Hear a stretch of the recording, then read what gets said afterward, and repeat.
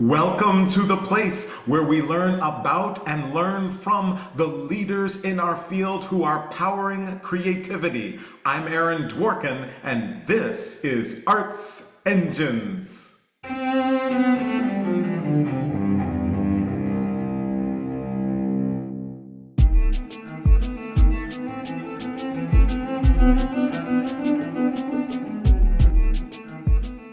Thanks again for joining me here on Arts Engines. Today's guest is Bill Church, who serves as the Director of Theater at the Interlochen Center for the Arts. Bill, welcome to the show. Thank you, Aaron. It's great to be here today. And I am, of course, so excited to talk to you. And I would be remiss if I did not share with our audience, not only, of course, is Interlochen one of our great creative partners here on the show, I am an alum, a very, very proud alum of the Academy. I won't say the year to date myself, but I credit Interlochen Arts Academy with saving my life. So I Mm. am so excited to be able to talk to you. And there's some really interesting projects that you're working on, which I want to get to in just a second, but wondering if you could kind of just share with our audience kind of just what is Interlochen in general, and what does theater look like, the scope of theater at Interlochen? Well, it's a great time to ask that question, Aaron, because Interlaken is about to turn 100 years old. We are very close to that. Interlaken started really as a home for music almost 100 years ago. And since then has really developed into a home for all arts forms here in Michigan. And it is really a creative center for our state. And we have every art form imaginable here, which is really exciting. I'm very proud to be able to lead the theater division. It's quite an honor and a privilege. I, like you, I am a graduate of the Academy. I won't say the year either, um, and have been working in theater really ever since. So to be able to come back to my school and be here year round it's a real great pleasure. But theater at Interlochen really has three parts. We have our summer camp program, which serves around 350 students every summer. Will come through and learn about this amazing art form. I'm the artistic director of our professional Shakespeare Festival that we run every summer, where we bring in professional actors to work with our recent graduates. And then I run the Academy Theater program as well. And here we serve about 110 students in acting, musical theater, and design and production.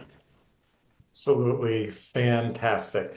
So in the context of this work, and it's just, I mean, obviously I can speak specifically from the Academy, but also having seen the summer program and all of these, it's just such an extraordinary place and space to be completely immersed in the arts.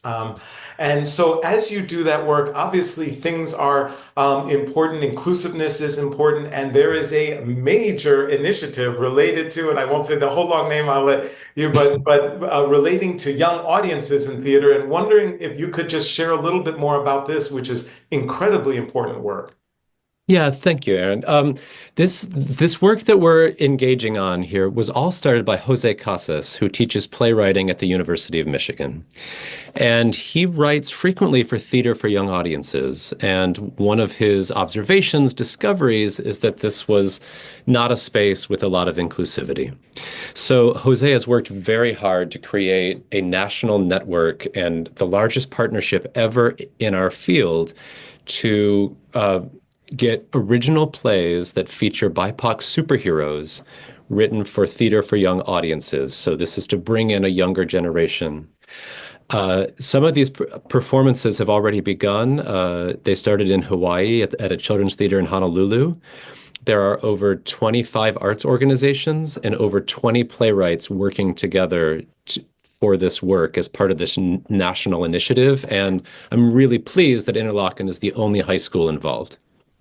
That is incredible. And of course, Jose is amazing. I've been able to Yes. work with him at Michigan, Good. here at Michigan, which is Yeah. so wonderful. And so could you, right, because I'm sure this is of interest to, a number of people who are watching. And so could you kind of structurally, kind of organizationally, how Yeah. does this work? How do things flow throughout the year? And especially, how are you able to engage, as a high school? Yeah, absolutely. So once we caught wind of this, it seemed like a very important project for me to engage our students in and to engage our organization in. And part of the reason for that is we had a student here several years ago from Haiti, and he wrote a monologue for himself. And it was about his experience watching Wesley Snipe in Blade. And for him, that was the first time he had seen a superhero of color. And it really moved him profoundly. And it was quite stunning writing. So when I heard about this superhero project, it really reminded me of this student. And so I reached out to see if we as a high school could get involved. And Jose was gracious enough to allow us to do that as the only high school, for which I'm very grateful. Then there was a process of linking each arts organization with a professional playwright. Our playwright is named Sue Pak, and she teaches at DePaul and is a professional playwright in the Chicago area. And she made a couple of visits to our campus and interviewed students, observed classes, saw rehearsals, and then she wrote a play for us called The Great MC. And MC stands for Model Citizen. And really, the idea of this play is it follows four students through their ninth, 10th, 11th, and 12th grade year of high school, four students of color, as they navigate really all of those issues that come with being in high school, of being overlooked, of being on the outside, of feeling marginalized, all the way through going through the college process. And a lot of that idea is that the superhero is inside and really, really has to be discovered. On Sue's visits to campus, she really identified the idea that a young person coming here and choosing to study the arts is making an heroic act.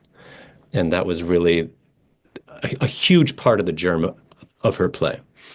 It's beautiful, and for the students, it must just be an extraordinary impact and also just so inspirational and motivating. That really is the goal, and I think that's the goal of Jose's whole initiative here is to find that motivation and to really get that feeling of inclusivity in all aspects of this art form. Awesome, awesome. And so is this a program that will kind of be able to continue in perpetuity? Is it designed to kind of continue? How do you view it moving forward? And as I ask those questions, a little bit logistics to help for any of our audience, but also beyond that, how do you view it moving forward with kind of this sense that many organizations have of kind of either reversals or pushback against anything that could be associated as DEI, et cetera. Oh, yes, truly. What I think is that this work will make a statement across the nation, and I think the voices of playwrights will be heard. All these plays will be published in a two-volume publication, so other theaters can then pick them up and carry on some of this work. So Jose's real vision here, for which Interlochen is glad to be a part of, is to really set some pieces out there that other theaters can pick up and continue the work and continue the message. That is awesome. Absolutely fantastic. So, unfortunately, we are almost out of time, but I always like to ask of all of my guests, so many people who are watching the show are involved in various administrative, educational capacities in the arts. But in this work that you're doing, and especially work that's involving broad collaborations, et cetera, to be able to create the impact, there must be some challenging days, tough times. And just wondering, as a leader in the arts, are Mhm. there any mechanisms that you use Mm. to be able to get past even sometimes what seem like insurmountable challenges, almost in terms of becoming a superhero yourself? Are any mechanisms you use? I think helping people make the connection that this process of creation is heroic, and in a society that doesn't always seem to value artistry and those creative steps, to be at the forefront of doing that is a heroic action. So I think I find that you, talking to people, explaining the story, explaining the reasons, and explaining the value tends to overcome those obstacles. And if we can share a vision and if we can articulate a vision of positivity with positivity, that really seems to help. Bill Church, you truly are one of the arts engines who is powering human creativity in our world. Thank you so much for everything you do. Thank you so much that you're doing for this initiative and at Interlochen, and of course, which is doing so many extraordinary things for so many young people. And thank you for being on the show.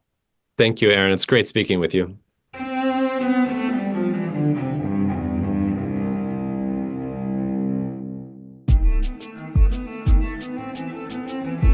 Thank you.